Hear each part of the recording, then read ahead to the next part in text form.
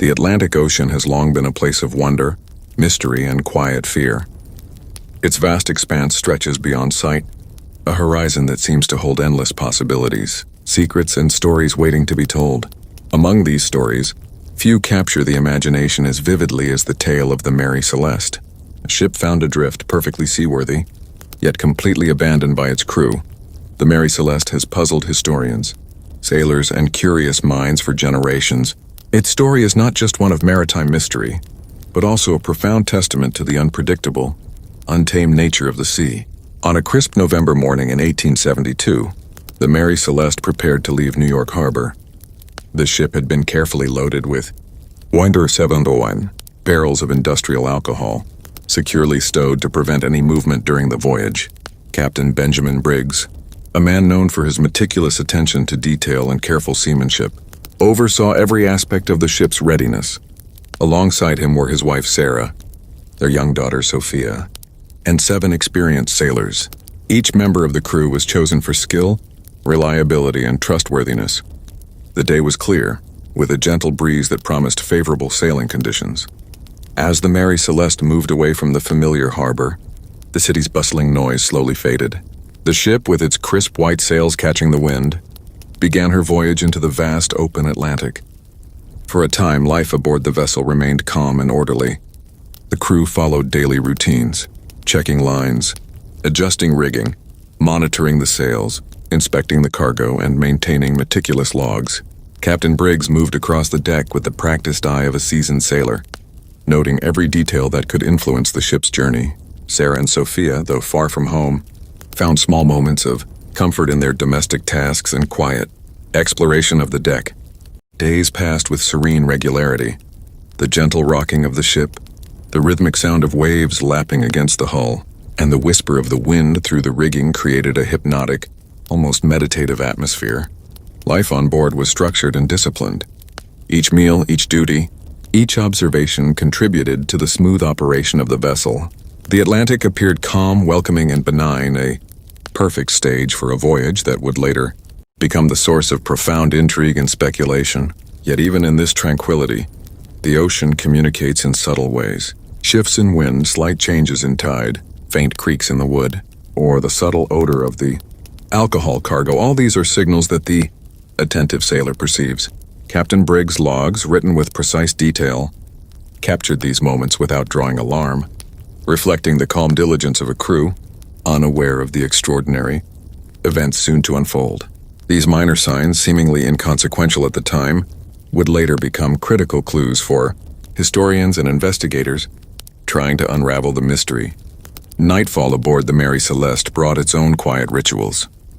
The moon cast silver light across the waves, the stars twinkled faintly in the vast sky, and the gentle rocking of the vessel lulled both crew and passengers into restful contemplation. The sounds of the ship, the creak of planks, the soft flapping of sails, the distant calls of seabirds created a soothing symphony. Yet even as the night embraced the ship, the Atlantic's vast isolation reminded all aboard of their vulnerability. The sea is indifferent, and no matter how skilled or cautious the crew, its moods are ultimately beyond human control. As days became weeks, subtle anomalies began to emerge. A barrel that shifted slightly, a rope that frayed, a hatch that groaned unusually. The crew, engrossed in routine and daily duties, noted these details but found nothing immediately alarming. Yet these small, almost imperceptible signs were part of a larger pattern, threads in a tapestry of mystery that would eventually envelop the ship. They would later spark questions, debates, and theories that continued to challenge understanding even today. The Atlantic's immense presence imposed both comfort and unease. Its calm rhythm was reassuring, yet the isolation of the open sea carried a quiet tension. The crew maintained their duties diligently, yet the horizon offered no distraction, no indication of nearby ships, no landmarks to provide comfort. The sea in its vastness dominates every traveler. Life aboard the Mary Celeste was governed by this balance: skill, discipline, and constant vigilance against the unpredictable backdrop of the ocean. Captain Briggs's meticulous care extended to every aspect of the voyage. He checked sails, rigging, and the position of the cargo daily. Logs were kept with detailed precision, recording wind direction, sea state, and any observations, no matter how minor. These records, mundane to the crew, would later become a vital record for anyone attempting to understand the ship's mysterious abandonment. The diligence and structure of life aboard the Mary Celeste created a facade of ordinary, maritime routine, hiding the subtle cues of the events to come. The voyage continued with an almost hypnotic continuity. Days passed, nights followed, and the ship glided across the Atlantic in a rhythm that seemed eternal. Crew members performed their duties without complaint. Meals were prepared, the alcohol barrels checked, and the sails maintained. Sarah Briggs' attention to domestic tasks and Sophia's innocent curiosity brought a sense of normalcy to the vessel, reinforcing the order and structure of life at sea. Yet even as the Mary Celeste moved steadily, the ocean's subtle, silent energy hinted at the extraordinary story awaiting discovery. The Atlantic is a living entity. Currents, tides, winds, and waves interact in ways that the human eye often misses. Mariners, however, learn to read these signs. Captain Briggs's experience allowed him to navigate with confidence, yet no amount of skill can fully account for the vast unknowns present in the open sea. Life aboard the Mary Celeste was disciplined and precise, yet the ocean's subtle unpredictability set the stage for one of history's most compelling mysteries. With every day, the calm and routine reinforced a sense of security, yet also highlighted the fragility of human presence at sea. The crew's dedication, skill, and orderliness would later contrast sharply with the circumstances in which the ship was found abandoned yet intact. These early days of the voyage, marked by meticulous preparation, careful observation, and disciplined routines, created a baseline against which the later events seemed all the more baffling.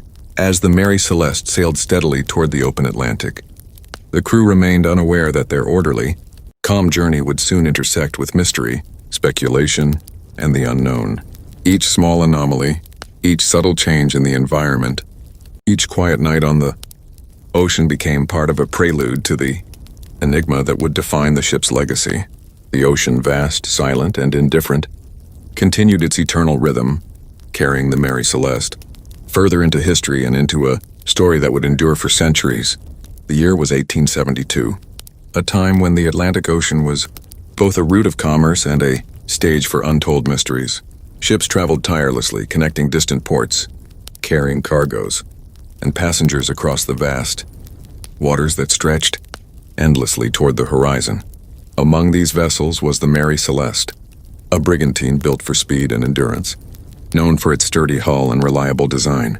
On a crisp November morning, she prepared to leave the bustling harbor of New York, destined for Genoa, Italy, with a valuable cargo of industrial alcohol. Captain Benjamin Briggs, a seasoned mariner with decades of experience navigating both calm seas and stormy waters, stood on the deck reviewing every detail of the vessel. His careful eyes scanned the sails, the rigging, and the alignment of the masts. The barrels of alcohol below deck were stacked securely, their positions meticulously arranged to prevent any movement during the journey. Every plank of the ship had been inspected, every rope checked, and every tool accounted for. Briggs understood that the ocean is unforgiving, and a moment of negligence could lead to disaster. His family, including his wife Sarah and young daughter Sophia, would accompany him, adding both joy and responsibility to the voyage. The crew assembled for final instructions. 7 men, experienced and trusted, were chosen for this journey. Each had a specific role, whether tending the sails, maintaining the deck, or navigating the ship. Discipline and coordination were paramount. The Atlantic, while calm at times, is unpredictable, and even the smallest misstep could have consequences far beyond the immediate. The Mary Celeste's crew knew this, and they carried out their tasks with quiet efficiency, aware of the ocean's subtle authority. The city of New York gradually receded from view as the Mary Celeste glided through the harbor's exit. The harbor's noise faded, replaced by the gentle lapping of water against the hull and the whispering of wind through the rigging. The sunlight reflected off the waves, scattering in patterns that shimmered like liquid jewels. Life aboard the ship settled into a rhythmic routine, adjusting sails, checking the position of the cargo, maintaining the rigging, and attending to personal duties. Each moment contributed to the vessel's stability and the crew's sense of security. Sarah Briggs moved gracefully through the cabin and deck areas, attending to household tasks and ensuring that Sophia remained safe and entertained. The young child's laughter echoed across the deck, blending softly with the ocean sounds. These moments of innocence and calm were precious, providing balance to the disciplined routines that structured the day. For Captain Briggs, these small gestures of family life were reminders of what he protected, not just cargo or vessel, but the well-being of those he loved. Days at sea brought both tranquility and vigilance. The Atlantic's waters shimmered under the sun, appearing peaceful and benign. But the ocean carries its own rhythm, and its moods shift subtly, imperceptibly to the untrained eye. A breeze that seems gentle can strengthen unexpectedly. Waves that appear orderly may conceal unseen currents. Captain Briggs's experience allowed him to read these cues, adjusting sails and course with precision. His logbooks, filled with meticulous entries, documented every detail, from wind speed and direction to subtle changes in watercolor or wave pattern. These entries, while seemingly mundane, would later serve as vital records for those attempting to unravel the ship's enduring mystery. The crew followed a disciplined schedule. Meals were prepared and shared in quiet camaraderie, barrels and equipment inspected daily, and sails maintained meticulously. Each member moved with purpose, a cog in the well-oiled machinery of the Mary Celeste. The vessel's structure and the crew's dedication created a sense of security, but the vastness of the Atlantic reminded them constantly of their isolation. There were no landmarks, no other ships in sight, only the endless expanse of water and sky. Nights aboard the Mary Celeste were serene yet hypnotic. Stars scattered across the heavens reflected faintly on the dark waves below. The moonlight illuminated the deck and sails, casting long shadows that danced softly with the ship's motion. Gentle rocking and the subtle sounds of wooden rigging created an atmosphere of calm meditation. Yet even in this peacefulness, the Atlantic's isolation was palpable. The crew understood that safety at sea is relative, and that even in calm waters, unforeseen events can arise. Small anomalies occasionally appeared: an unexpected shift of a barrel, a plank groaning more than usual, a rope showing signs of wear. The crew, immersed in routine, noted these issues and corrected them without concern. These minor deviations, almost imperceptible, would later be points of fascination and investigation for historians. They were subtle signs, threads of a story that would grow more complex as the voyage continued. Each adjustment and inspection reinforced the crew's sense of order and preparedness, even as subtle mysteries unfolded unnoticed. Weather remained mostly calm, but the Atlantic is unpredictable. Slight changes in wind direction, subtle temperature shifts, and the behavior of waves demanded constant observation. Captain Briggs navigated with skill, always mindful of the ocean's potential for sudden change. The crew, disciplined and experienced, followed his guidance, ensuring the Mary Celeste's progress remained smooth and steady. Each passing day reinforced the reliability of both vessel and crew, establishing a baseline of normalcy against which later anomalies would be measured. Life aboard the Mary Celeste was structured yet allowed for small comforts. Sarah Briggs occupied herself with sewing, reading and caring for Sophia, providing stability and domestic normalcy. The crew had moments of leisure, sharing stories, attending to personal tasks, and quietly observing the vast ocean around them. These interludes of calm contributed to morale, reinforcing a sense of community and mutual reliance aboard the vessel. Yet beneath this calm, the Atlantic's silent authority remained ever present, shaping the journey in ways invisible to the crew.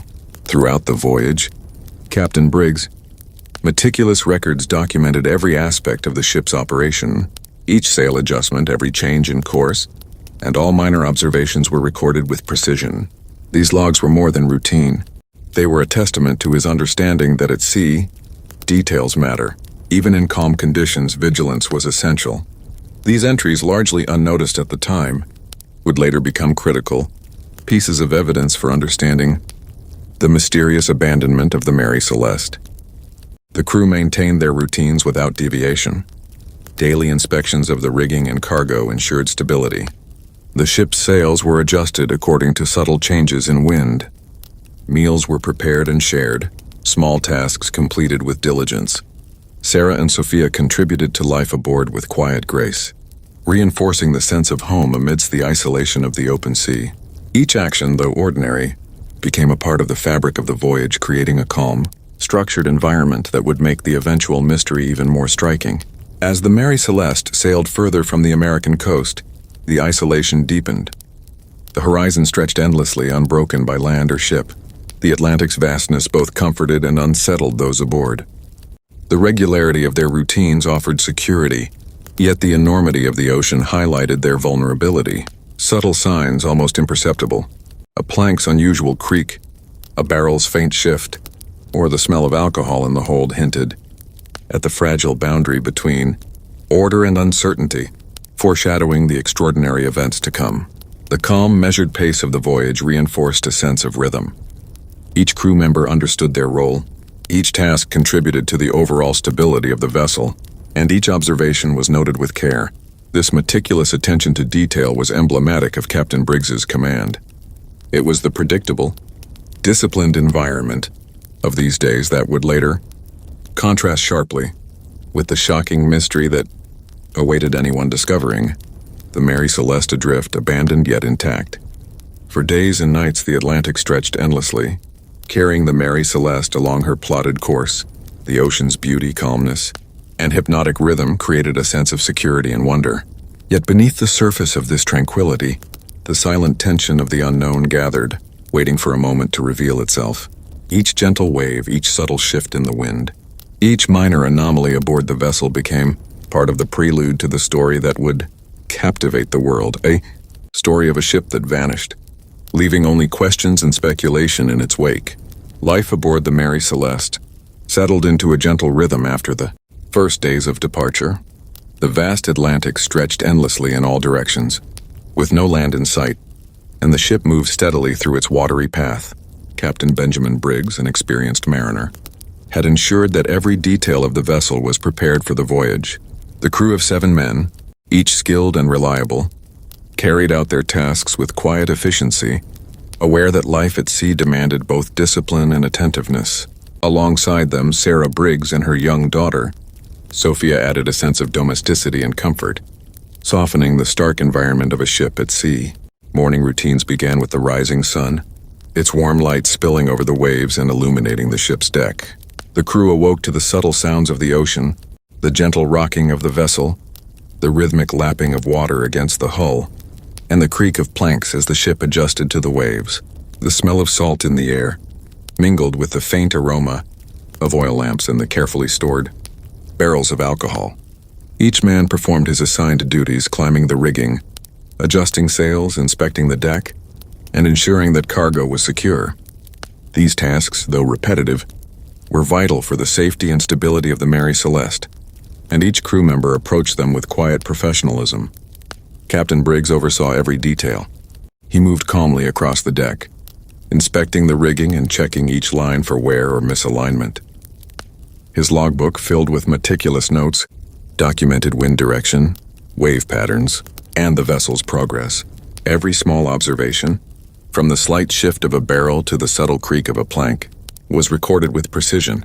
This careful documentation ensured that even minor anomalies would be noted. Though at the time nothing seemed alarming, the captain's discipline set the tone for the crew, fostering an atmosphere of calm diligence. Sarah Briggs occupied herself with tasks that made the ship feel more like home. She prepared meals in the modest galley, tended to clothing and bedding, and ensured that Sophia remained occupied and safe. The young girl explored the deck under careful supervision, her laughter and curiosity adding warmth to the otherwise strict environment of maritime life. These small domestic routines provided comfort to the family and the crew, creating pockets of normalcy amidst the vastness and isolation of the Atlantic. As the days passed, the crew's tasks became both familiar and meditative. Adjusting sails according to changing wind patterns required both strength and precision. Inspecting barrels of alcohol demanded careful attention to prevent spillage or leakage. Cleaning the deck and maintaining the ship's wooden structure were ongoing necessities, as the Atlantic's salt and moisture could cause damage over time. Each duty, while seemingly ordinary, contributed to the stability and safety of crew approached them with methodical attention. The soundscape of the Mary Celeste was a constant companion.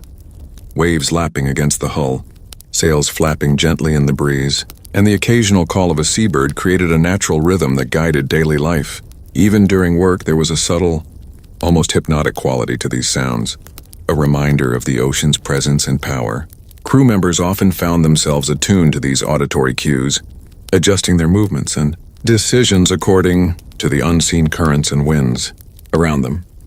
The Atlantic's quiet dominance demanded respect, and the men aboard understood that skill and vigilance were essential. Meals aboard the Mary Celeste were both practical and communal. The crew gathered in small groups, sharing food prepared carefully by Sarah Briggs, who maintained routines that preserved a sense of domestic normalcy. Conversations were often brief, focusing on weather conditions, sailing tasks, or observations of the ocean. Occasionally, stories were shared, anecdotes of previous voyages, lessons learned, or reflections on life at sea. These moments reinforced camaraderie and trust, bonds that would later be highlighted as critical to understanding the cohesion and professionalism of the crew. Each member of the crew had responsibilities aligned with his expertise. The helmsman steered the ship, adjusting to subtle shifts in wind and current. Deckhands managed ropes, sails, and rigging, ensuring the vessel remained on course and balanced. Maintenance tasks, cleaning, repairing, and inspecting were ongoing, requiring vigilance and attention to detail. Even minor oversights could compromise safety, and the crew's experience allowed them to anticipate and correct potential issues before they became significant. This precision and discipline formed the backbone of daily life aboard the Mary Celeste. Captain Briggs's attention extended beyond technical duties. He maintained a watchful eye on both his crew and family, ensuring that tasks were performed safely and efficiently. He understood the psychological demands of life at sea, the monotony, the isolation, and the subtle tensions that could arise from extended time aboard a confined vessel. By setting a tone of calm authority, he provided structure that allowed the crew to function smoothly and minimized stress, even in moments when the vast Atlantic could feel overwhelming. Despite the regimented routines, there were also moments of quiet reflection. Crew members often found themselves gazing at the horizon, contemplating the endless stretch of ocean and sky. Thoughts of home, family, and life beyond the waves mingled with observations of weather patterns, the color of the water, and the distant movement of clouds. These reflective periods were personal, silent, and meditative, forming an invisible layer of life aboard that complemented the practical tasks of sailing and maintenance. Weather patterns influenced daily activities subtly yet significantly. Gentle breezes allowed for smooth sailing, while minor shifts in wind direction required adjustments to the sails. The Atlantic's surface, calm in some moments and restless in others, demanded constant awareness. Captain Briggs and his crew relied on experience and intuition to interpret these natural signs, making small course corrections to maintain optimal speed and safety. Every action, from a slight repositioning of a sail to the tightening of a rope, reflected the crew's ongoing engagement with the ocean's rhythms. The ship itself became a living, responsive environment. Wooden planks expanded and contracted with temperature and moisture. Rigging creaked softly, and the barrels of alcohol settled slightly with the movement of the vessel. These subtle sounds and movements were cues that required attention and interpretation. Over time, the crew's familiarity with the Mary Celeste allowed them to distinguish ordinary creaks from potential issues, reinforcing a deep connection between human skill and the vessel's physical presence. Evenings were marked by routine and observation.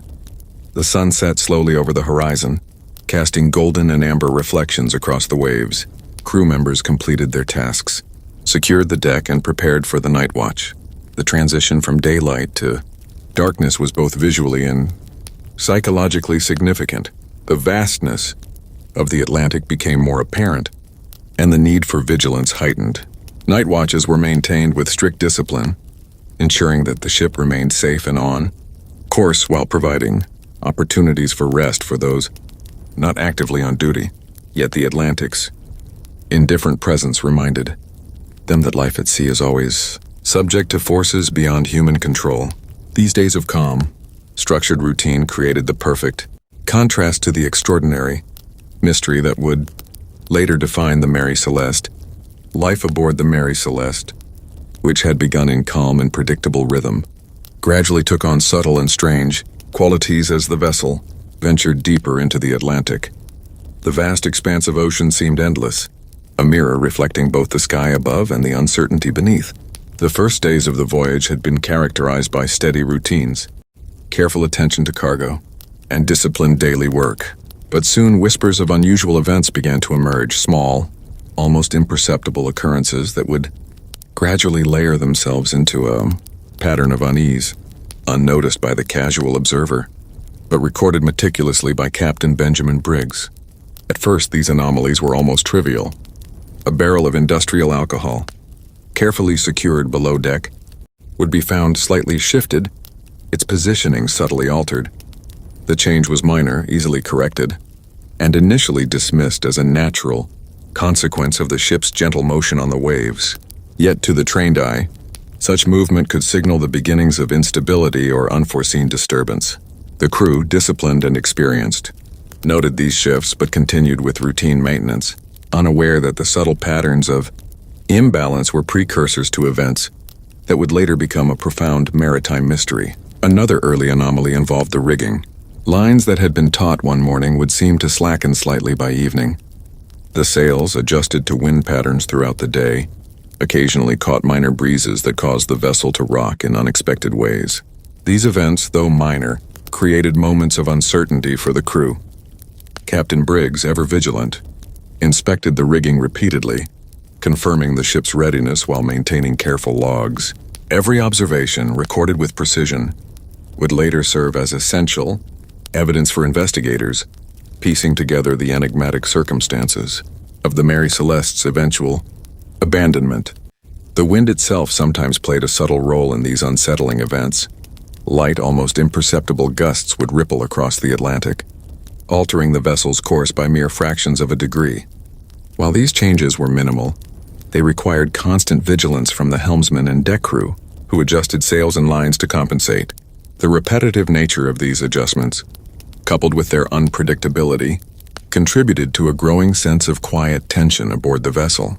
Though the crew remained composed and disciplined, there was a creeping awareness that the ocean's vastness carried both calm and uncertainty. Strange sounds occasionally punctuated the daily rhythm. A plank groaned beneath weight, a rope emitted a high-pitched squeak, or the barrel shifted ever so slightly, causing faint, resonant knocks against the wooden hull. These noises, subtle yet persistent, became points of attention for the crew. The Atlantic's quiet dominance amplified each sound, lending ordinary maritime creaks an almost spectral quality. Crew members, trained to discern routine noises from those requiring attention, investigated each disturbance methodically. Yet even with careful observation, these occurrences resisted easy explanation, leaving a faint but persistent sense of unease. The ship's hold, where the cargo of industrial alcohol was carefully stowed, sometimes emitted an unusual odor. The scent, faint but noticeable, carried a sharpness that contrasted with the otherwise clean and orderly environment. Captain Briggs noted these changes, considering factors such as temperature, barrel condition, and ventilation.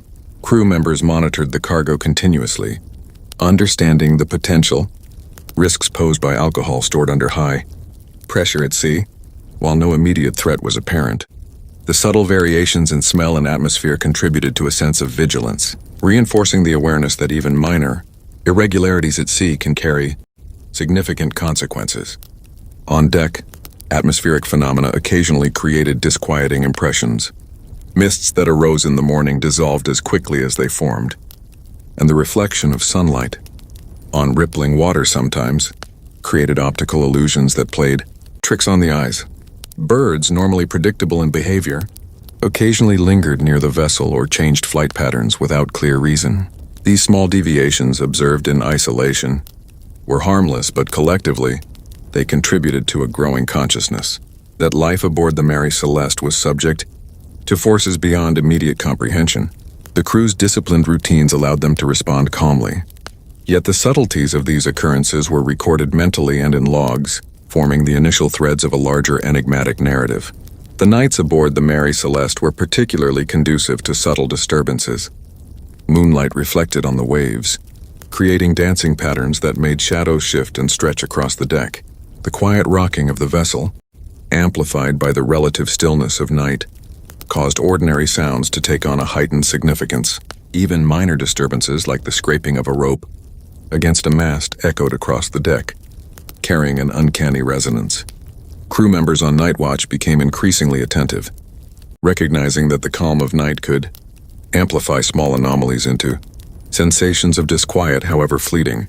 Another layer of strange occurrences involved the ship's instruments. The compass, always a crucial tool for navigation, occasionally appeared to shift slightly without explanation. While within the margin of error expected at sea, these small deviations were noted diligently.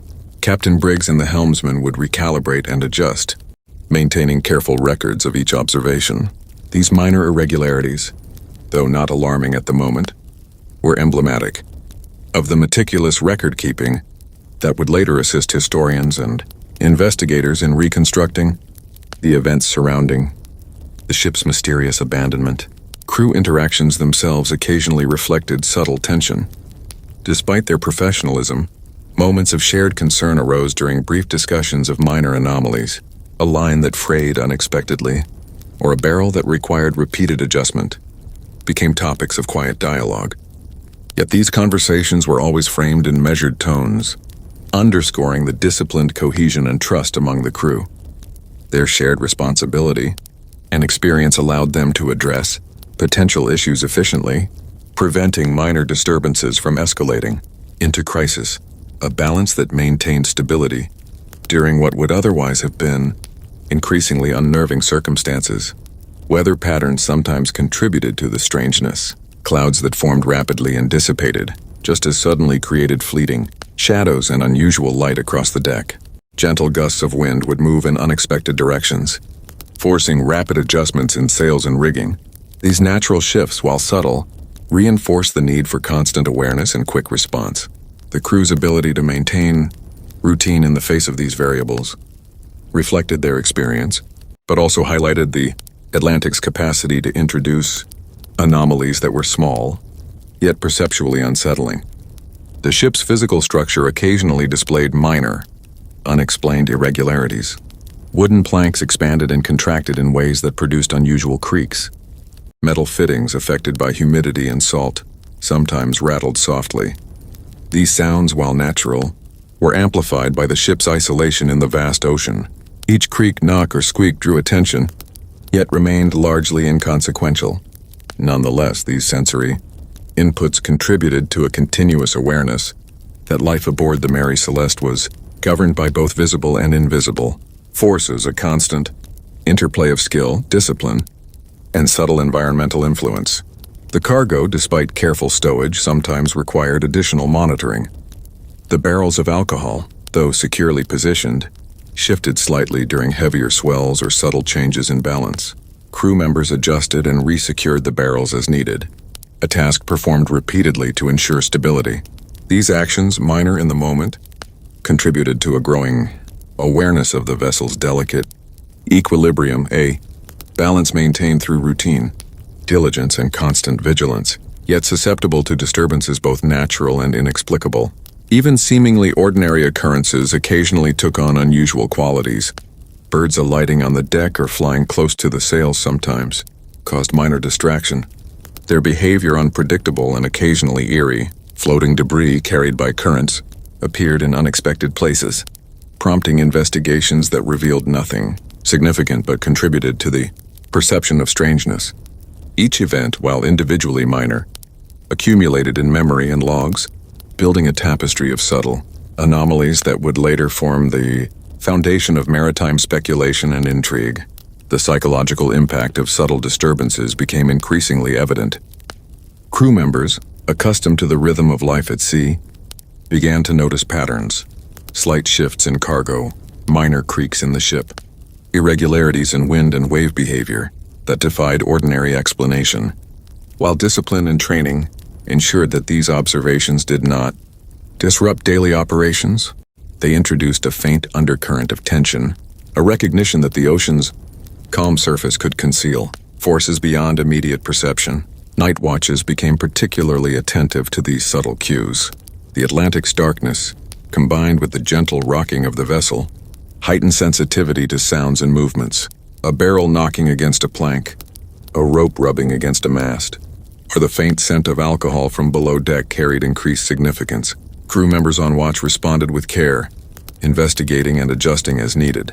Their vigilance maintained operational stability, even as the cumulative effect of these anomalies created an almost subconscious awareness of the extraordinary nature of life at sea aboard the Mary Celeste. Minor injuries or mishaps, though rare, also contributed to the atmosphere of subtle concern. A slip on a wet deck, a minor cut from rope or rigging, or the need for a quick adjustment in a sail reminded the crew of the fragile nature of human presence in the vast indifferent, the night that would later become the heart of the Mary Celeste. Mystery began like any other. The Atlantic stretched endlessly in all directions, vast, dark, and impossibly quiet. The ship glided gently over calm waters, the sails catching just enough wind to maintain steady movement. It was a peaceful night, so serene that even the most experienced sailors would have found comfort in its stillness. Yet beneath this calm surface, something intangible lingered, an unspoken tension, a quiet whisper carried by the sea. It was the kind of night where the world felt suspended, as if time itself had paused, waiting for something undefined to unfold. Captain Benjamin Briggs stood at the quarterdeck, his hands resting on the rail as he watched the moonlight shimmer across the water. He had spent years at sea, witnessed storms that tore sails apart, winds that screamed like living beings, and waves that towered above masts. But this night felt different. The ocean was too quiet. The breeze was too gentle. Even the creaking of the ship seemed muted. It was as if the Mary Celeste had entered a realm where sound dared not intrude. He made his final notes in the logbook for the evening, recording the ship's position, wind direction, and the calm conditions. Everything seemed normal, almost unnaturally normal. Yet Briggs couldn't shake the subtle feeling that something about this night was unlike the others. He glanced up at the sky, clear, star-filled, and peaceful. But the peace felt heavy, like a blanket laid over something hidden beneath. Below deck, his wife, Sarah Briggs, tucked little Sophia into her small bunk. The gentle rocking of the ship always helped the child fall asleep, and tonight was no exception. Sarah hummed softly, a lullaby barely louder than a whisper, her voice blending with the faint sighs of the ocean, drifting through the wooden walls. She kissed her daughter's forehead and listened to the deep silence that surrounded them. Even she felt it, the unusual weight in the air. It wasn't fear. It wasn't danger. It was something else, something unexplainable. On the main deck, the crew moved quietly, following their nightly routines. The men spoke in low voices, their words carried off by the faint breeze. Ropes were checked, sails gently adjusted, lanterns secured. The ship's dog, a loyal brown terrier that normally barked at shifting shadows, was unusually calm. It lay curled beside a coil of rope, eyes half closed, ears twitching only slightly as if sensing something it could not understand. As the night deepened, a strange chill seemed to settle over the deck, not the typical cold of ocean wind, but a still unnatural coolness that came without warning. The temperature shift was subtle, yet noticeable enough for a few crew members to exchange quiet glances. But no one voiced concern. Sailors are accustomed to the unpredictable moods of the sea. They carried on, convincing themselves it was just another of the ocean's many quirks. Around midnight, an odd sound echoed from deep within the ship, a low, hollow thud as if something heavy had shifted in the hold. The barrels had been checked earlier. Everything had been secure, but the sound didn't repeat. It simply came once, then faded into the vastness of the night. Those on deck paused briefly, listening for more. But when nothing followed, they returned to their duties, though with heightened awareness. The silence that followed felt even heavier. A faint mist began creeping across the water, rising slowly until it wrapped itself around the Mary Celeste like a shroud. The fog was thin at first, barely noticeable, but it thickened gradually, growing denser with every passing minute. The horizon disappeared. The stars blurred. The moon became a pale disk behind a curtain of gray. The ship moved silently through the haze, its figure becoming ghostly and indistinct. Visibility dropped. Shapes grew unfamiliar, distances distorted. The crew adjusted their lanterns, illuminating the fog in soft, golden circles that barely reached a few feet ahead. Every sound, the splash of water, the groan of timber, the snap of a rope seemed amplified in the quiet. The ship was no longer simply sailing through the night. It was drifting through an atmosphere of mystery, wrapped in a veil the sea itself had woven, Captain Briggs returned to the deck, alerted by the shift in weather. His jaw tightened slightly. Fog this thick was unusual in such calm conditions.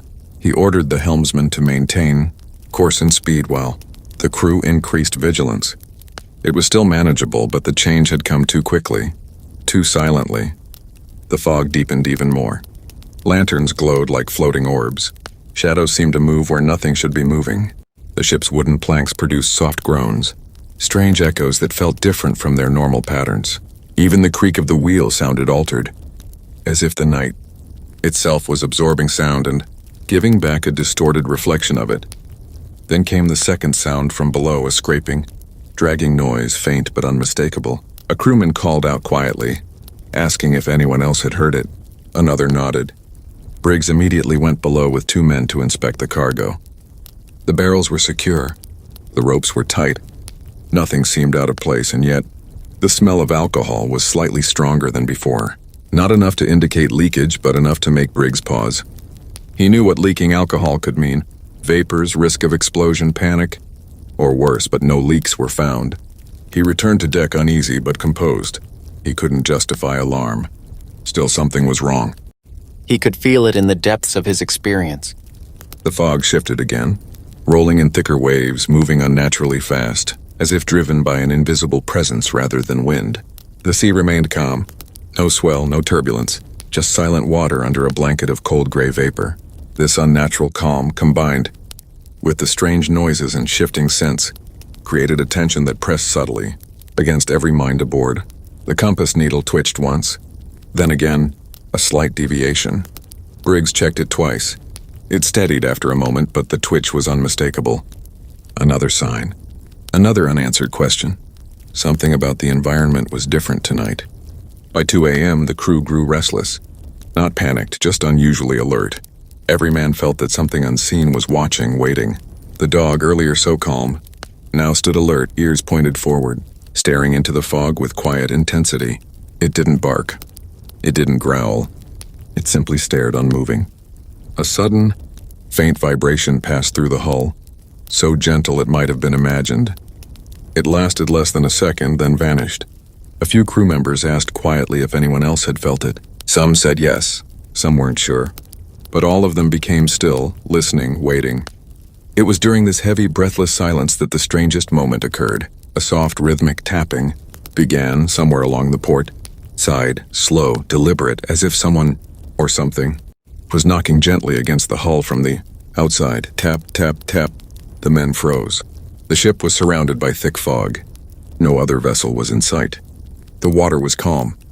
There was nothing that could have drifted into them. The tapping continued for nearly a minute. Then silence. Captain Briggs stood motionless, his eyes searching the fog, his mind racing through possibilities. But none made sense. No waves, no drifting debris, no birds, no floating logs, nothing. He called for extra watchmen and lanterns were raised toward the rail. But the fog swallowed the light, revealing nothing. Moments later, the tapping ceased as mysteriously as it began. The crew whispered among themselves. Experienced sailors rarely feared the unknown. They respected it. But this night tested even their composure. Still, Briggs spoke calmly, reassuring them that all possibilities would be examined. He maintained order, but he too felt the weight of the night pressing on him. Slowly, as hours passed, the fog grew even thicker, creating an almost dreamlike world around the ship. Every step echoed differently. Every beam seemed to stretch into shadow. Even the gentle sway of the Mary Celeste felt off. Not dangerous, but strange. At one point, the ship tilted ever so slightly to starboard, barely noticeable, but enough for a lantern to sway. The tilt corrected itself within moments, but there were no waves, no wind shifts. It was as if something had passed beneath the ship, disturbing the water just enough to alter its balance. Briggs checked the barometer. It showed a mild shift, subtle, not enough to indicate a storm. Everything seemed stable, and yet nothing felt stable. By 3 a.m., the entire ship was wrapped in unnatural silence. Not just quiet, but an absolute stillness that was unnerving. No waves lapping against the hull. No wind brushing the sails. No whisper from the rigging. It felt as though the Mary Celeste had drifted into a void, where sound itself had vanished. The crew stood watch, eyes scanning the fog, lanterns glowing against the empty gray. No one spoke unless necessary. Even their breathing felt louder. This silence created the moment that historians would later debate endlessly. The moment when something changed aboard the Mary Celeste. Whether it was fear, a sudden threat, a natural anomaly, or a chain of events that combined into tragedy. No one would ever know. But that night, the fateful night, the ship entered a stillness so profound that it felt impossible to break. A silence deeper than fear, heavier than danger, and more mysterious than anything the crew had experienced before. It was the silence before disappearance, the silence that swallowed a ship and left behind only questions. The Mary Celeste sailed through that fog, through that unimaginable quiet, unaware that within hours it would be discovered drifting alone, its crew gone, its decks empty, its story forever unfinished. The fateful night had done its work, and the ocean kept its secrets. The morning the Mary Celeste was discovered was like so many mornings at sea. Pale light spreading across a trembling horizon, a faint mist softening the edges of the world, gulls wheeling and calling somewhere above. But for the men aboard the Dei Gratia, a merchant brig that had sailed on a similar route, this morning would break open into one of the strangest and most unforgettable encounters of their lives. Captain David Morehouse of the Dei Gratia had been keeping a steady watch, scanning the flat line where sky met sea. On December 4th, 1872, he raised his spyglass and focused. At first, the shape was indistinct in a silhouette of canvas and wood, drifting lazily in the pale Atlantic light. But as they drew nearer, the outline resolved into the unmistakable form of a brigantine. A familiar type of vessel, a ship that, to the trained eye, should have had people moving on deck, hands at the rail, a figure at the wheel, routine life in motion. But there was no one. A hush of unease passed among the men as they pulled closer. The Mary Celeste lay there, sails partly set, buffeted mildly by the waves, moving with a strange, aimless grace. Her hull rode cleanly. She showed no sign of damage. The deck was empty. No companion shouted across between ships. No signal flags were raised. Something in the empty stillness pressed on their chests. Morehouse knew the sea and its moods. He knew when a vessel needed help. He knew how to approach with caution and with an eye for detail. He ordered his men to prepare a boarding party. A small boat was lowered, oars dipped into the chill water, and a handful of the Dei Gratia's crew pulled toward the silent brigantine, the line between the two ships growing shorter with each measured stroke. As they clambered up onto the Mary Celeste's deck, the first sensation was of order. The scene was not one of panic or ransack. There were no signs of a sudden fight or a desperate struggle. The deck was tidy. A table still bore plates. Toward the bow, a small rope ladder swung gently. Nothing lay broken. The lifebuoy was undisturbed. Everything looked normal, and yet the most obvious thing was also the most impossible. There was no one aboard. They called out. Voices sounded thin in the high, cold air. "Ahoy, any souls aboard? Is any man living here?" Silence answered, a great oceanic silence, broken only by the slap of gentle waves against the wooden hull and the faint flapping of sails. The men moved with a kind of reverent hush, scanning cabins, peering into the galley, checking the rails and the wheel. The child's toys in the captain's quarters lay where they had been left. A sewing kit remained threaded. A woman's muffled shawl lay folded. Not a single item suggested a struggle had occurred. Stillness in that moment felt like a presence, as if the ship itself had been holding its breath. The boarding party descended below. The hatch opened into the cool hold. The smell that met them was ordinary. Salt, timber, and the faint scent of provisions. The barrels of chemical alcohol, 171 in number, were stacked and arranged as though they had never been disturbed. Some of the decks creaked quietly underfoot. The chart table sat tidy with maps, instruments quiet. On the captain's desk, a logbook lay open to a date 9 days prior. The last entry was neat, businesslike. No sudden panic was recorded. No frantic script. The clock on the mantel had stopped, or perhaps it still ticked. Details would later vary in retelling. For those first men, the accumulation of ordinary things made the extraordinary truth all the more chilling. They searched the cabins. The bedding was arranged, clothes folded, food was stored. Water casks held adequate supplies. In one corner, the crew found a small, neatly folded child's garment. A small bell remained mounted in its place. There was no blood, No signs of ransacking, no trauma. The lifeboat, however, was missing. That small absence became a single bright question mark among otherwise placid certainties. No cries, no horses' hooves, no shouts of argument, nothing. The absence of crew was absolute. Back aboard the Dei Gratia, the men gathered on the quarterdeck, faces drawn with curiosity and growing concern. Captain Morehouse paced slowly, looking from the Mary Celeste's clean lines to the empty horizon beyond. The moral and legal questions pressed on him, even as the ancient sailor's thought process unfolded. A vessel found adrift without crew could be subject to salvage laws, a reward for the discoverers. But Morehouse's first instinct was not for the wallet. It was for clarity. He needed to know what had happened to these people and why the ship had been left intact. They took careful inventories, noting goods on board, examining the log and personal belongings, and documenting the scene. The Dei Gratia's men performed the duties of investigation and prudence. The British merchant class that manned Dei Gratia had rules and expectations. They were not criminals. They were mariners making difficult, responsible choices in pressing circumstances. As they continued to inspect the Mary Celeste, slight anomalies came into focus. The ship's papers were present, documents clear and legible. The last recorded log entry dated some days earlier indicated normal conditions. The chronometer was in place. There were water in the bilge, but not more than normal. The deck had not been scoured with violence. The presence of the child's toys, the sewing kit, the neatly hung jackets, all indicated the crew had left with the intention of returning, or at least they had not fled through panic and chaos. But the lifeboat's absence loomed. Captain Morehouse and his men attempted to reconstruct the timeline as reason permitted.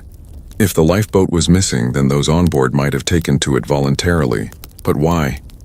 Why would they launch into a small boat away from a seaworthy vessel, in the open Atlantic with food and water still plentiful? Had they perceived danger that cannot be detected by the eyes of those who came upon the scene? Some suggested an explosion or a gas leak. After all, alcohol barrels might produce dangerous fumes, while others proposed more mundane yet equally plausible threats such as a mistaken perception of sinking. In the fog of conjecture there was no certainty, only the steady ticking of unanswered questions. As practical men, the Dei Gratia crew did what they could. They took aboard the Mary Celeste, intending to sail her into Gibraltar, a safe port where merchants and officials would investigate properly. But even the act of taking aboard was heavy with significance, and they were bringing an empty home into human custody. It was a strange procession, a rescue mission for a vessel whose residents could not be found. The Mary Celeste, once a private world, was now a claim on the shared imagination of all who encountered her. The decision to salvage was formalized.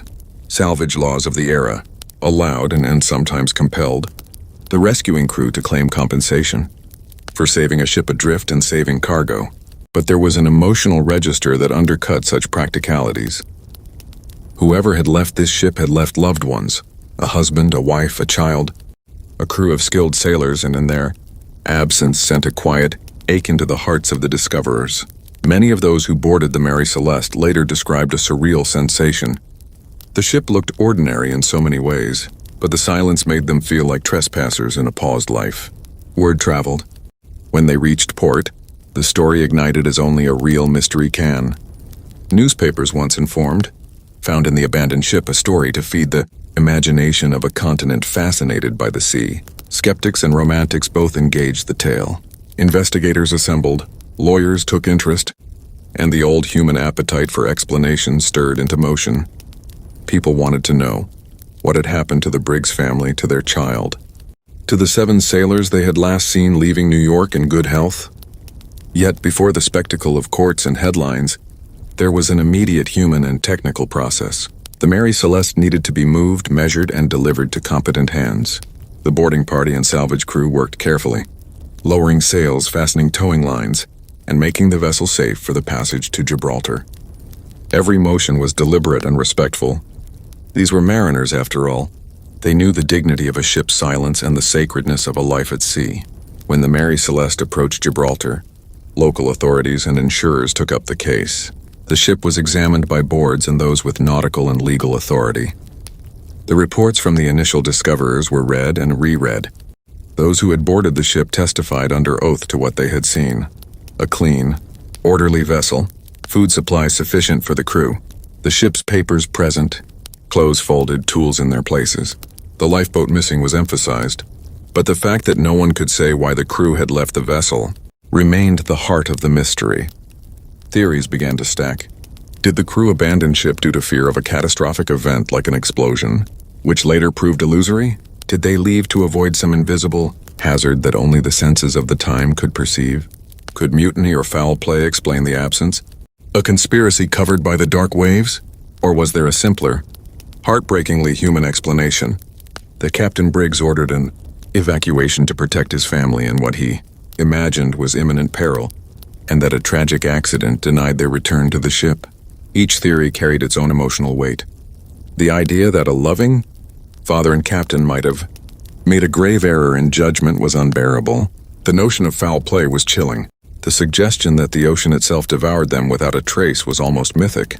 Meanwhile, practical investigators needed to do their work, seek physical evidence, reconstruct the facts, and consider the environment that could lead skilled sailors to abandon a safe vessel. During the inquiries, small details were re-examined. The fastenings on the alcohol barrels were checked for leakage. The hold was inspected for signs of chemical contamination. The bilges were measured. The ship's chronometer and navigational instruments were reviewed. Every tiny mechanical or chemical imperfection could be the key that explained a human panic. But the report always circled back to the same impossible observation: a seaworthy, intact ship with provisions, with order, with a family's child's garment left as if the owner intended to return, and yet no people aboard. Public fascination turned the Mary Celeste into legend. Writers spun yarns that mixed fact with fear, inventing specters beneath the waves, demon currents, and mysterious tides. The ship's name entered maritime lore as shorthand for the unsolved, a symbol of the no answer that leaves a hollow curiosity behind. Sailors told the tale in taverns and crowded ports. Mothers used it to hush restless children into quiet wonder.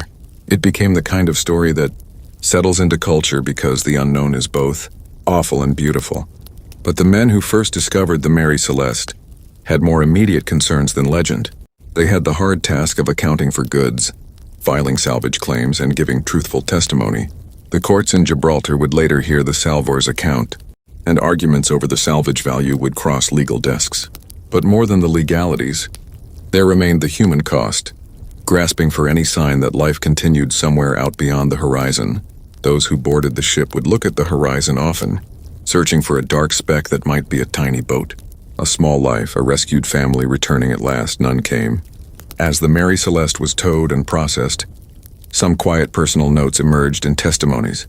The child's clothes, the half-eaten meal, the fact that some personal boxes had been left open with letters visible, intimacies left unsealed. The captain's clothes hung in order. A face of domestic life lay undisturbed. To the discoverers, such details were painful in their ordinariness. They were the best clue to how ordinary life aboard had been in the days before they vanished. Over time, investigators reconstructed plausible scenarios. Some offered technical explanations: volatile fumes, shifting cargo, a mistaken fear of imminent disaster that might lead a captain to order his crew into the lifeboat. Perhaps Briggs saw a danger no one else could verify. Perhaps he feared an explosion that never occurred.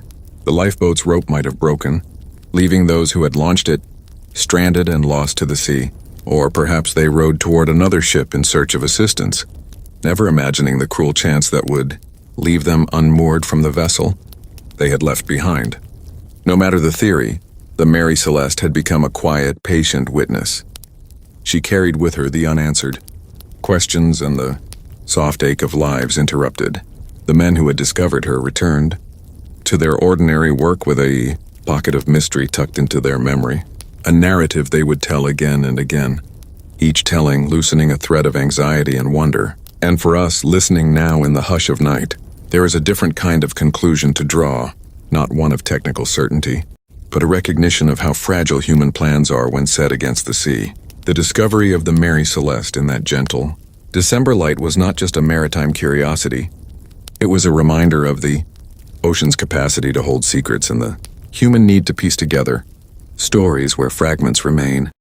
So as you drift toward sleep, imagine those first men climbing aboard, smelling the ordinary smells of wood and salt and provisions, stumbling upon a small shawl folded and a child's toy left as if waiting for someone to return. Hear their quiet calls, their puzzled whispers, the creak of ropes and the distant cry of gulls.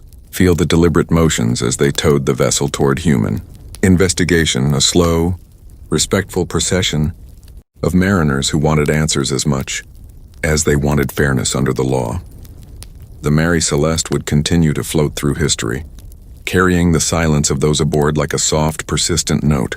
The mystery of her abandonment would seed legends, inspire theories, and invite generations to wonder. But in that faint December morning when she was discovered, the boat's empty deck offered only one simple, human truth. Lives can change in a single, unknowable moment, and sometimes the only thing left to us is the careful, patient work of trying to understand. For now, let the image stay with you, a ship in calm water, sails half set, a table still with plates, a child's small toy on the deck, and the horizon stretching as indifferent as ever. Think of the men who found her, reaching out into that silent, ancient blue and feeling the cold, strange weight of an unanswered question. Drift with that weight into sleep. Let the sound of the waves in your mind overlap with the creak of ancient wood and the whisper of rigging. Sleep, and if you dream, maybe you will dream of the ship herself, the Mary Celeste, quietly moving through the night, carrying her secrets with the patience of the sea. The morning light that fell upon the drifting Mary Celeste brought with it a silence so deep, so unsettling, that the sailors of the Dei Gratia could hardly believe what they were seeing. The ship looked calm, steady, and even graceful as it rose and fell with the slow breathing of the Atlantic. But the closer they came, the more that silence grew, like a heavy blanket settling over the sea. And somewhere inside that silence, a truth waited, an empty ship with no crew in sight. When the boarding party reached the deck, the first thing they felt was not fear, but confusion. The deck was wet but not damaged. The ropes were neatly tied, though some hung loosely as if someone had handled them recently. There were no signs of a struggle, no blood, no broken wood, no torn sails flying from the mast. Everything looked strangely normal. Normal except for one terrifying detail: there was no one there. The sailors called out. They shouted. They knocked on cabin doors.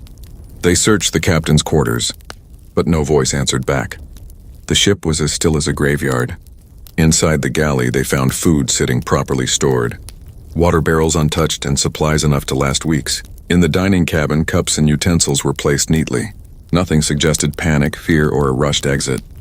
Even the beds were made, sheets tucked in with the kind of care and discipline that only trained sailors had. It was as if the entire crew had simply stood up, walked away, and disappeared into thin air.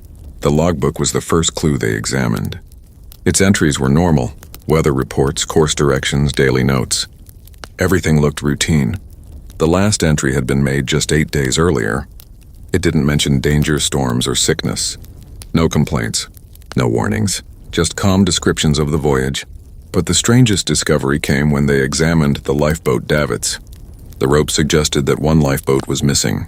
A missing lifeboat could mean many things: a mutiny, a storm, a sudden panic, or something far more mysterious. Yet nothing on the ship pointed to mutiny. The captain's cabin was untouched.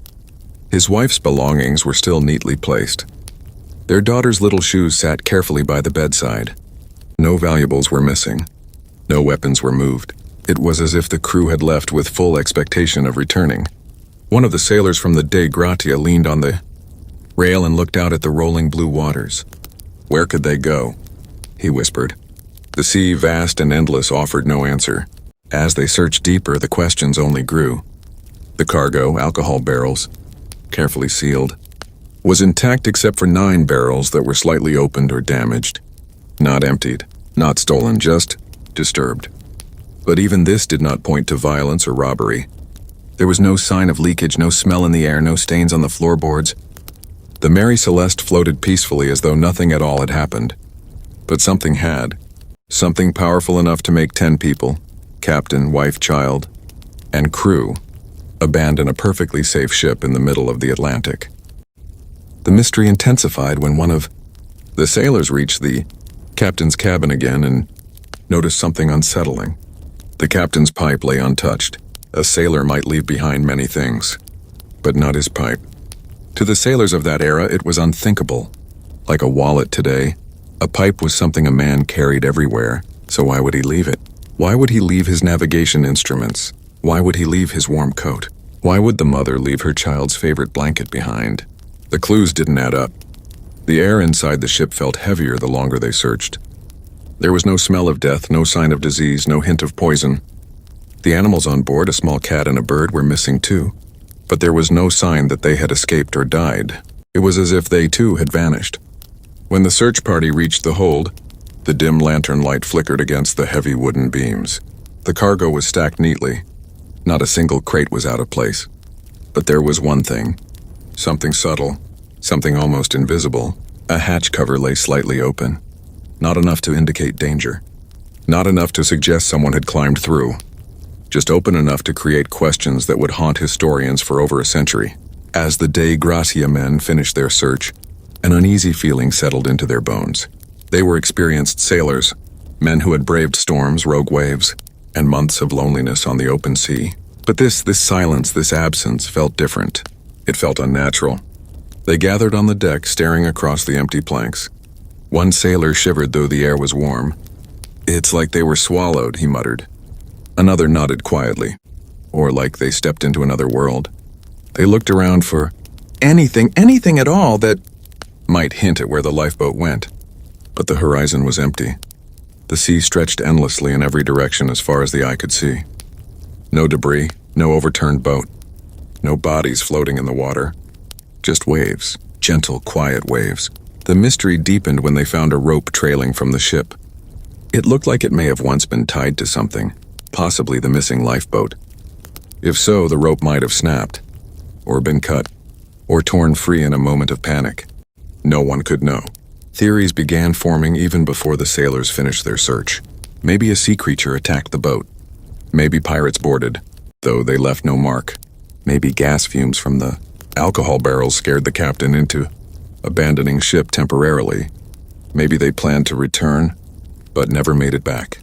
No matter which way they turned the puzzle, the pieces refused to fit. In the captain's log desk lay charts with a course marked neatly. His pen lay beside them as though he had stepped out for a moment and would return soon. A jacket remained folded beside the bunk, and above it a small notebook where his wife, Sarah, had written a gentle note for her daughter to read later. Everything was in place. Everything except the people. When the search party finally stepped back onto the deck to report to their captain, the sunlight had begun to fade into late afternoon. The shadows stretched long across the wooden planks, giving the empty ship an eerie look. The mast stood tall but silent. The wheel turned slightly with the wind, making a faint creaking sound that echoed through the deserted vessel. The sailors of the De Gracia stood still. They were not afraid of storms, nor of the deep, nor of death, but the emptiness of the Mary Celeste. That terrified them. It was not the kind of fear that made men scream. It was the quiet kind, the kind that made your heart beat slower, the kind that made you feel watched even when no one was there, the kind that made the sea feel like it was holding secrets it would not give up easily. They knew they could not leave the ship drifting. Maritime law required them to sail it to port for salvage claim, but to sail an empty, possibly cursed ship was something none of them wanted. Still, duty was duty. As they prepared to tow the Mary Celeste, one sailor whispered almost to himself, "What happened to them?" But like before, the sea offered no answer. And so the Mary Celeste began her final journey, this time without her crew, without her captain, without her family, guided only by the hands of strangers, haunted by the footsteps of those who had vanished. The vast Atlantic Ocean has always carried more questions than answers, more mysteries than certainties. And within that endless blue, one story refuses to fade. One disappearance continues to echo through history, the enigma of the Mary Celeste. For years after the vessel was found drifting silently, perfectly intact yet hauntingly empty, people tried to explain what happened. Some theories were simple, some were wild, and some were terrifying. Tonight, in this calm, slow, late-night journey, we dive deep into every theory, every storm, every rumor, every possibility, as if we ourselves are standing on the quiet deck of the Mary Celeste, listening to the cold wind whisper secrets of the past. One, the storm theory, nature's silent fury. Some believed that the crew of the Mary Celeste met their fate in a sudden storm, a powerful waterspout or a freak wave. Waterspouts are like tornadoes on the ocean. From far away they look almost peaceful, swirling columns of mist rising from the waves. But up close, they can rip sails apart, snap masts, and throw an entire crew into panic. People imagined that maybe Captain Briggs saw a waterspout forming in the distance. Perhaps he feared the ship's alcohol cargo could ignite if lightning struck. Maybe he thought the ship might sink. So the theory goes, he ordered everyone into the lifeboat temporarily, planning to return after the danger passed. But then, a sudden wave hit, pushing the lifeboat far away, too far to paddle back. The Mary Celeste survived. The people did not. It's a sad theory, but a peaceful one. A mistake. A decision made under pressure. A decision that separated 10 souls from the ship that remained perfectly afloat. And yet the ocean left no trace of them. But 2. The mutiny theory. When trust breaks at sea. Some storytellers imagined a darker event, a mutiny. They believed that maybe the crew turned against Captain Briggs. Though historically this seems almost impossible. The crew members were hand-picked professionals. All had clean records. They were paid fairly. None had reported any conflicts. Even then, people speculated. They imagined a heated argument. A moment of tension under the hot Atlantic sun. Someone losing control. A fight breaking out. The captain overpowered. Maybe even thrown overboard. But here is the problem. Nothing was stolen. Personal belongings were untouched. The cargo was untouched. The logbook showed calm, normal entries. There were no bloodstains, no signs of violence. The deck was as quiet as a place where nobody had ever fought. Even the lifeboat ropes were cleanly cut. Not ripped, not torn. A mutiny requires chaos. The Mary Celeste had none. And so, this theory dissolves like mist. Curse the alcohol fumes theory. Science more terrifying than ghosts. The Mary Celeste carried 1,101 barrels of industrial alcohol. Highly volatile, powerful, and dangerous. 9 of the barrels were found empty, soaked but not leaking. People asked, what if the barrels leaked fumes through the ship?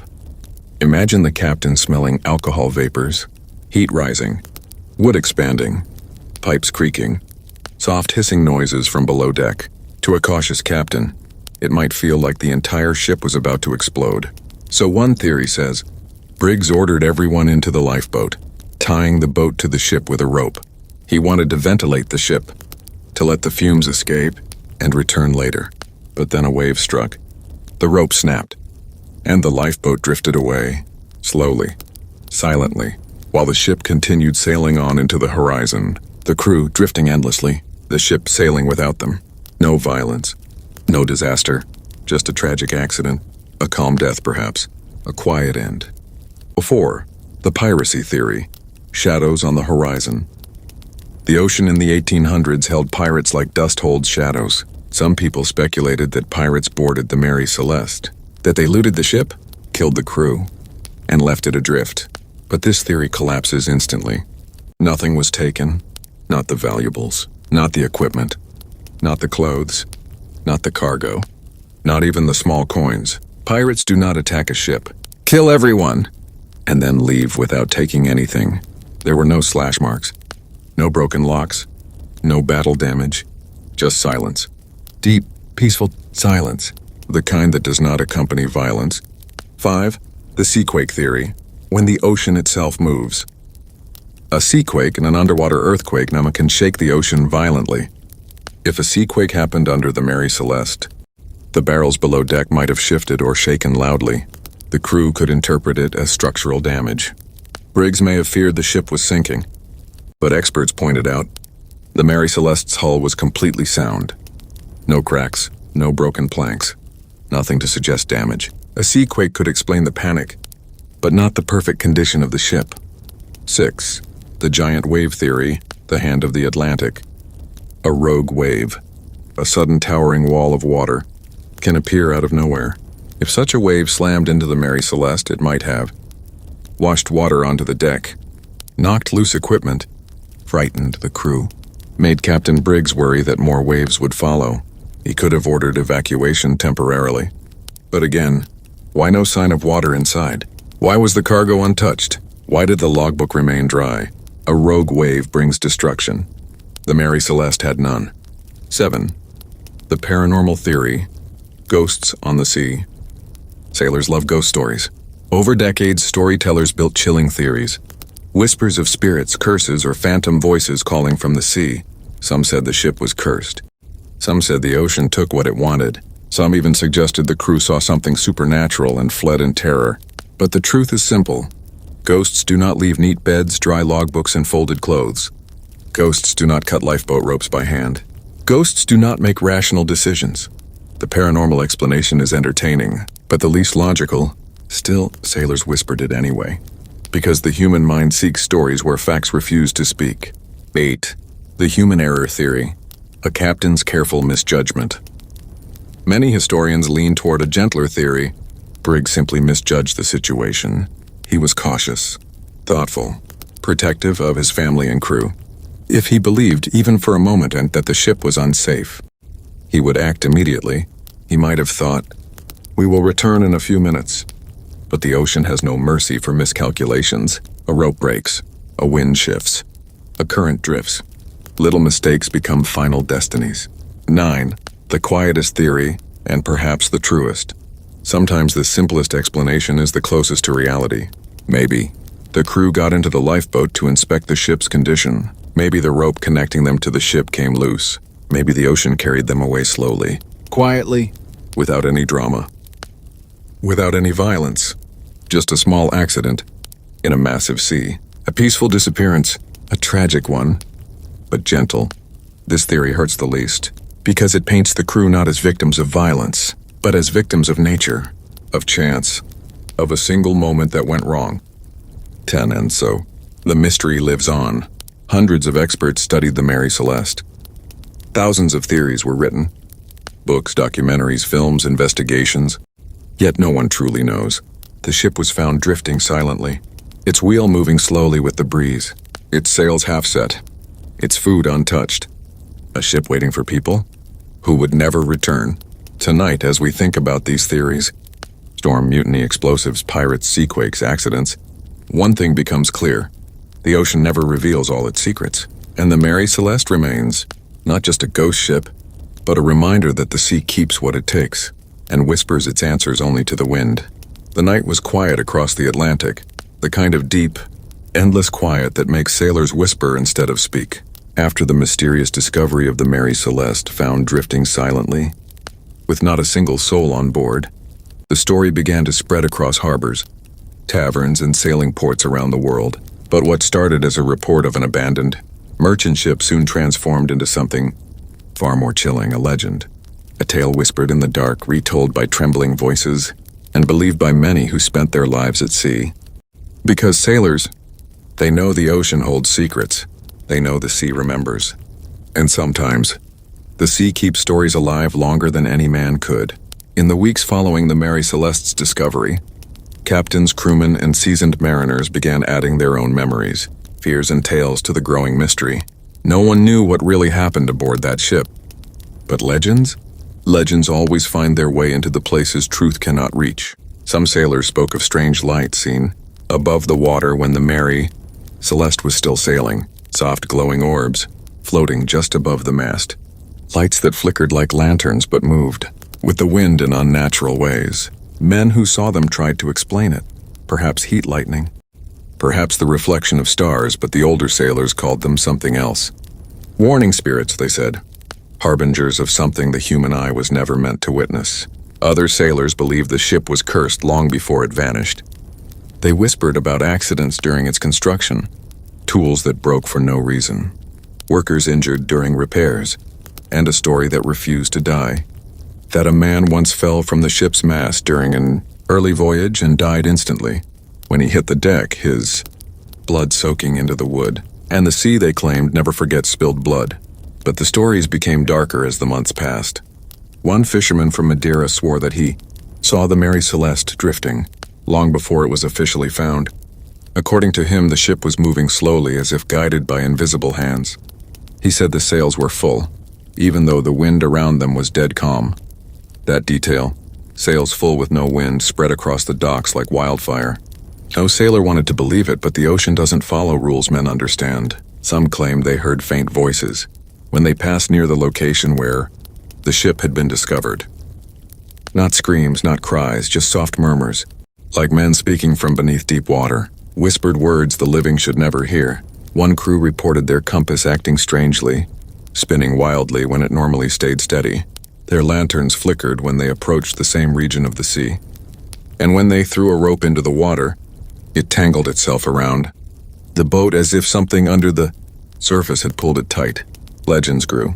Fear fed the stories. And sailors, as they always do, repeated what they heard. Legends grew. Fear fed the stories. And sailors, as they always do, repeated what they heard.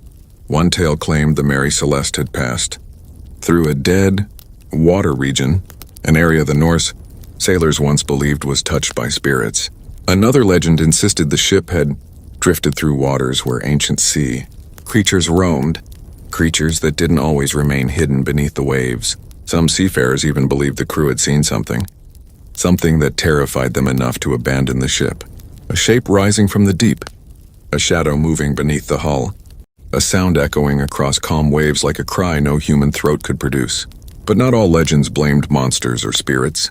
Some blamed the ship itself. They said the Mary Celeste carried a strange silence within its hull, that anyone who stepped on board after it was found felt an unnatural chill, a heaviness in the air as if unseen eyes were watching them.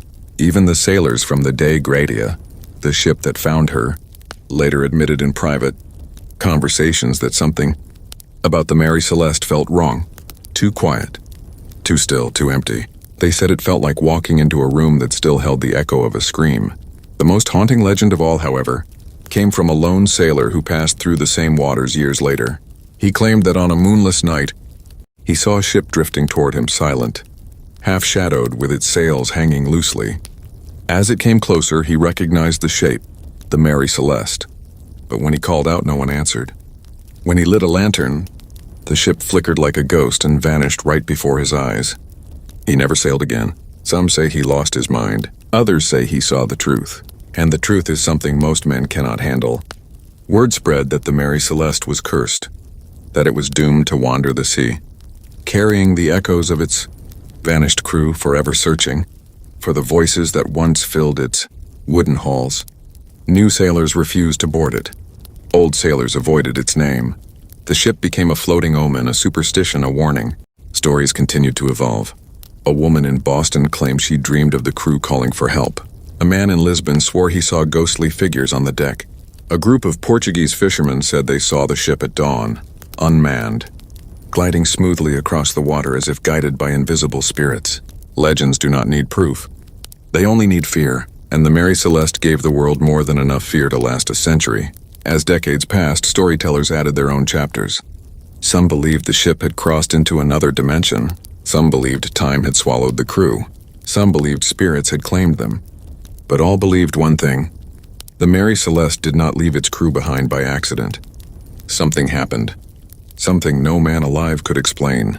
And every whisper, every rumor, every tale told in the darkness of a quiet harbor kept the ship alive as a legend, a ghost ship. A drifting memory. When the drifting, empty Mary Celeste was finally towed into the harbor at Gibraltar in December of 1872, the world did not yet realize that it was witnessing the beginning of one of the most persistent mysteries in maritime history. The ship floated into port like a ghost, its sails torn but still standing, its cargo almost untouched, and not a single drop of blood, violence, or struggle visible anywhere on deck.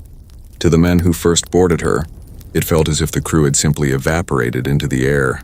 But the moment the Mary Celeste touched the docks of Gibraltar, the calm mystery of the open sea transformed into a storm of questions. And with those questions came investigators, authorities, lawyers, judges, and reporters, each determined to solve the puzzle. The Mary Celeste was no longer just a ship. It was an international case, the start of the inquiry. The British authorities immediately announced a formal investigation. The judge handling maritime cases, Frederick Solly Flood, stern, proud, suspicious, was handed the responsibility. He believed every mystery must have a crime hidden inside it. And from the very beginning, he assumed the worst. To him, an empty ship was not just strange, it was dangerous.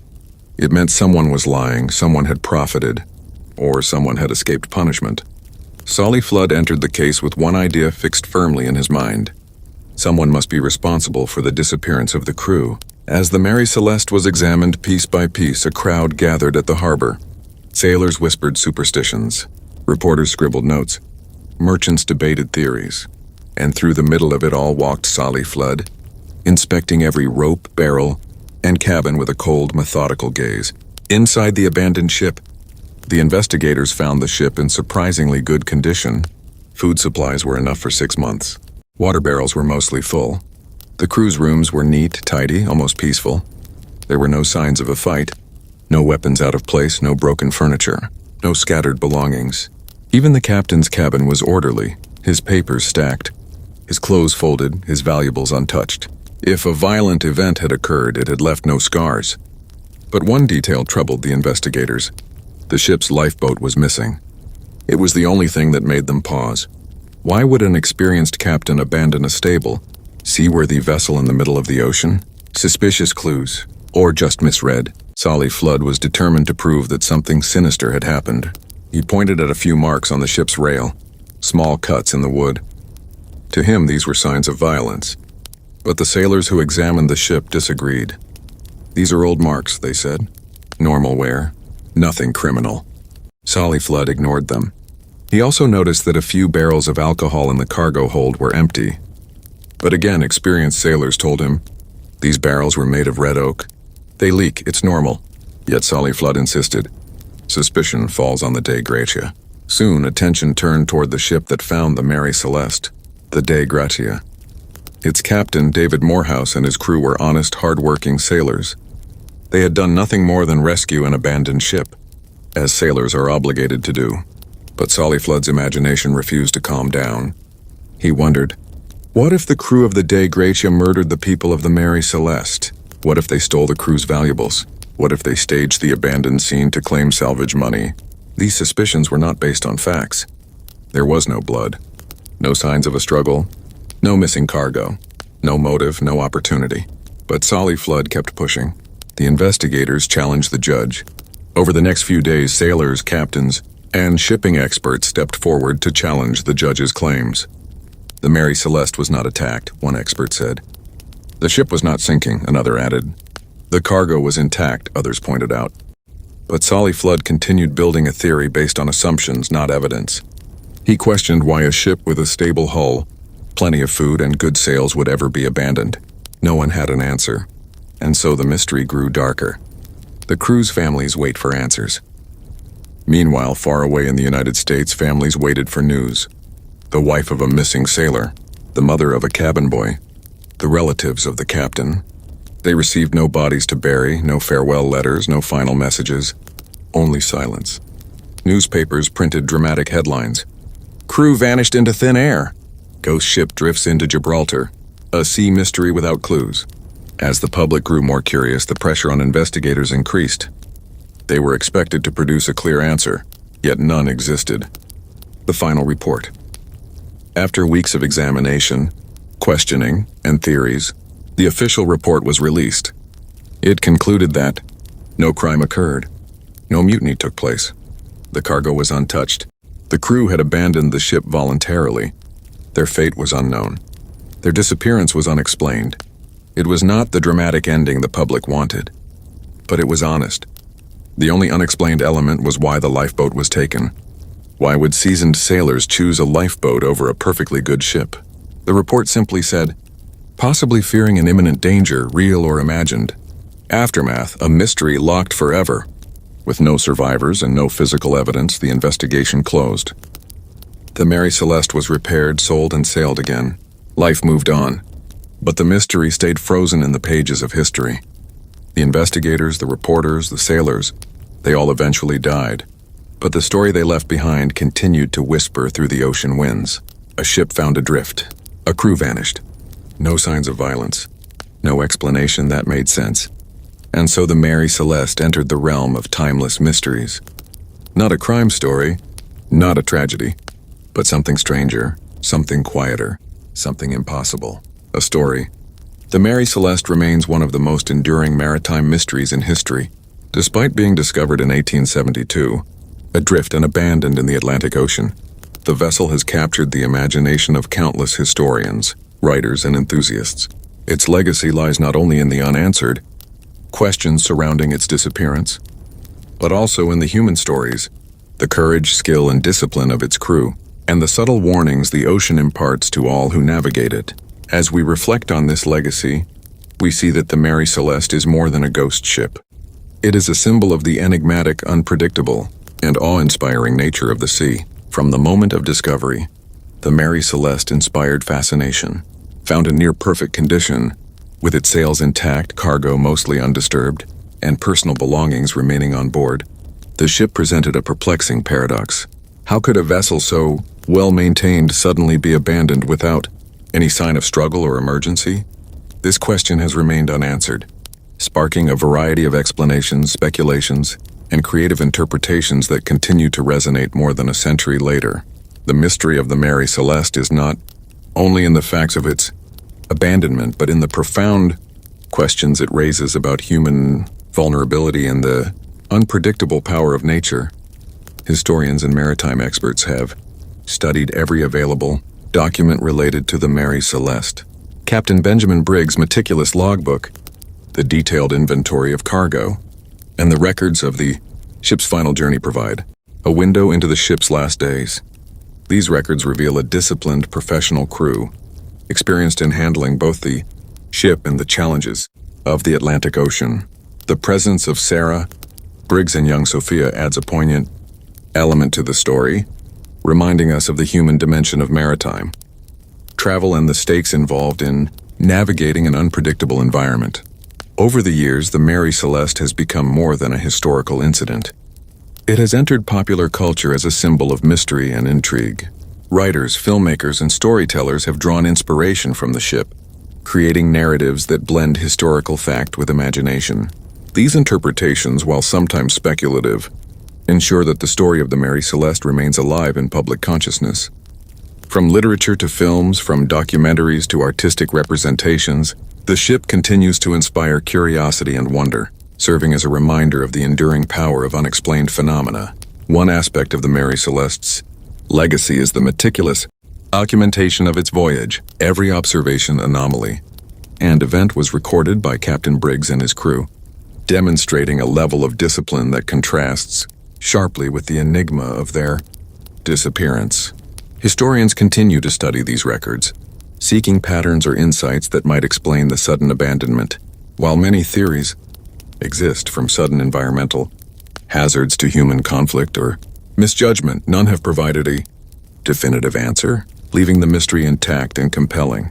The story of the Mary Celeste also emphasizes the human element of maritime life.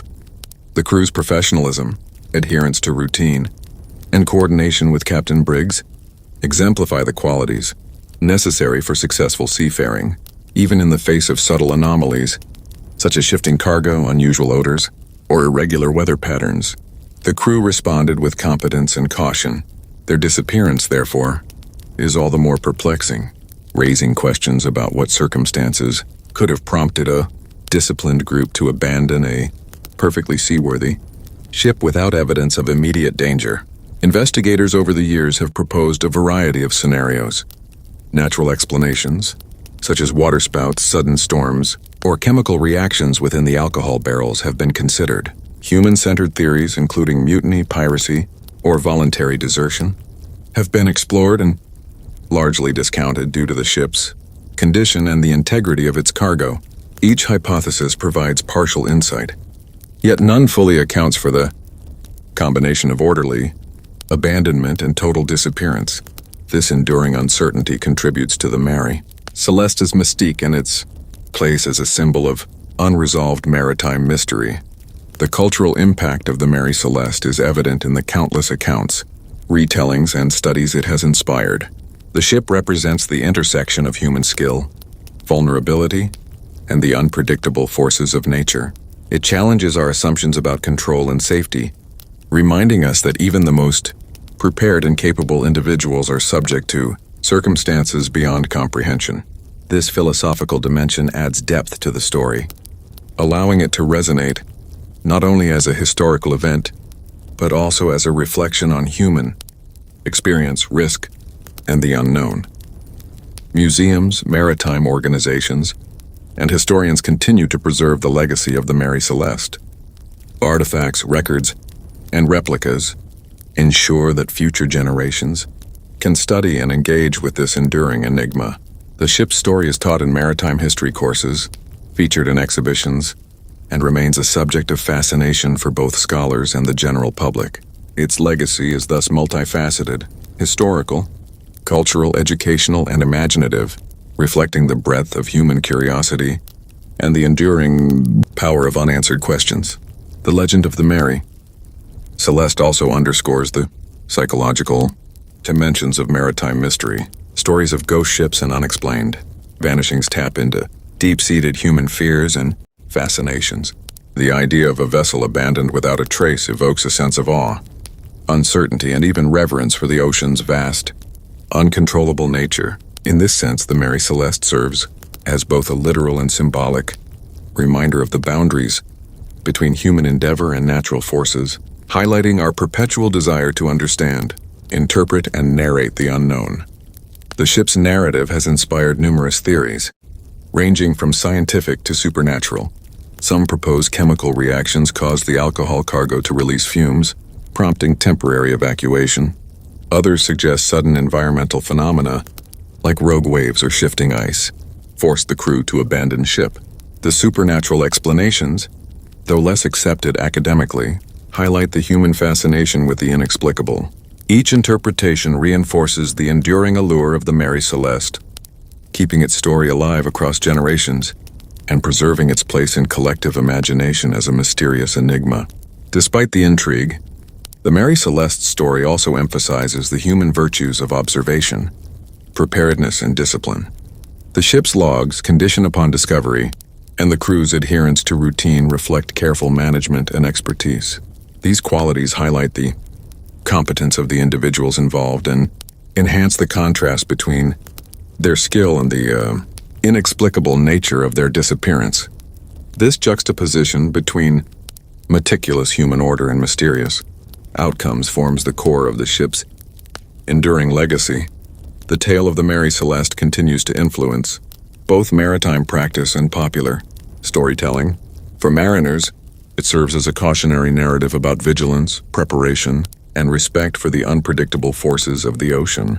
For writers and creators, it offers fertile ground for exploring human curiosity, fear, and the unknown. Its multifaceted impact ensures that the ship remains a cultural and historical touchstone, symbolizing both practical maritime lessons and the timeless allure of mystery. In conclusion, the legacy of the Mary Celeste is one of enduring fascination and unresolved intrigue. It embodies the tension between human skill and the unpredictable natural world, illustrating the limits of human understanding and the compelling allure of mystery. Its story continues to captivate audiences, inspire narratives, and provoke investigation, maintaining its status as one of history's most enigmatic maritime tales. As long as the Atlantic stretches and stories are told, the Mary Celeste will remain a ghostly emblem of the sea's mysteries, inviting reflection, curiosity, and wonder.